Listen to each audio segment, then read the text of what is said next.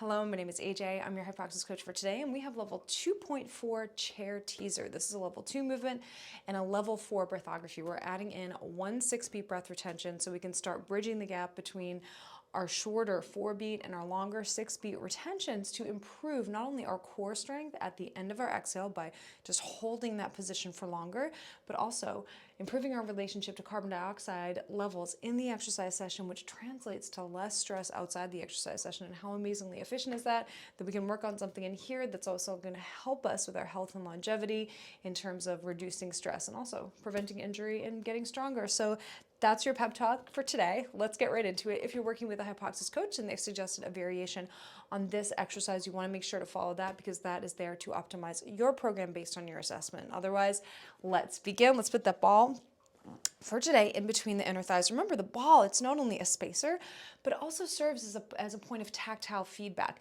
So if the ball starts moving around too much and you feel that, then you know that you may have lost your pelvic stability. So focus on that. Additionally, close your eyes for a moment. Is your weight equal between your two sit bones? Okay, shift side to side. If it's not, maybe try to fix it because that's indicative, also can be indicative of your pelvic alignment before we go into this. Now we want to find our neutral spine. We don't want to be arched, we don't want to be tucked, we don't want to be about halfway between the two, like right in the center of those sit bones. And then when we lean back, I don't want you to tuck under and put the pressure on your tailbone. I want you to stay nice and lifted, but I also don't want you to be so far forward that you start to feel the low back overworking. So again, it's finding your own neutral. Again, if you're working with a coach, they can help deduce what your neutral is. And then you're leaning back and you're holding right there. Now, this is as much a posture exercise as it is an ab exercise. So I want you to here, interlace your fingers, pull them apart. So if they were slippery, they'd pull apart just like that. Then put them behind your head and press your head back into your hands the whole time. Your hands are giving your head resistance, and head posture is such a key element to this exercise. Your head is 20 or 30 pounds. Just think, if it's out of alignment, the consequences on the body, but also when you stack that head right over your abs, it's going to be more challenging for your abs. So we want that in this exercise. So here, press your head back into your hands and also use your hands to lift your head up off of your spine. You're heightening your spine the whole time as you do this exercise. Now, as we lean back, we're going to lift let's lift the right foot off the ground today. So check it out. Come up a little bit. When you lift the right foot, does your pelvis rotate to the left? Does the weight shift on your sit bone? So close your eyes for a moment. Lift that right leg. Okay, equalize the sit bones. Lift again. Is the sit bone pressure still equal? That's indicative of your pelvic stability. And that's where I want you to be, because a common mistake when you lift that right leg is to rotate the pelvis to the right. Now, I want you to resist that. Okay, so now the eyes will be closed eventually in this exercise so you can deepen your connection between your abdomen and your abdomen.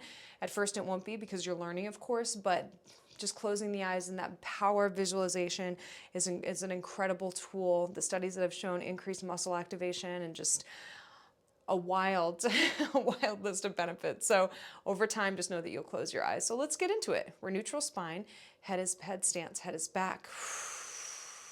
Right leg lifts, keep that weight equal on the sit bones. Take it from our zip up activation. Inhale. Hiss, 2, 3, 4, 5. Inhale, 1. Inhale, 2.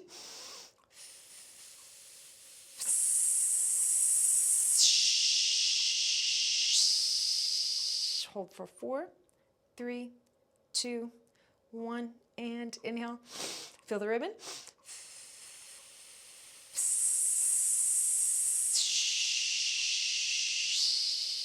Hold the breath for 6, 5, 4, 3. Head back. 2 and 1. Pause. Inhale.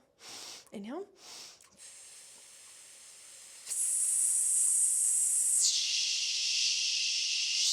Loosen your ribbon. You're holding 4, 3, 2, and a 1. And the shaking begins at the end of that breath. It shows you how effective it is to train the abs at the end of the exhalation. Now, one little thing that I forgot to mention is that connecting to the abdomen, if you have a hard time loosening it on the soft shish and loud shish, you may want to, number one, try loosening your abdomen a little bit in some of the core work, just because of the natural increased circumference of the weight in these core waist, in these core positions.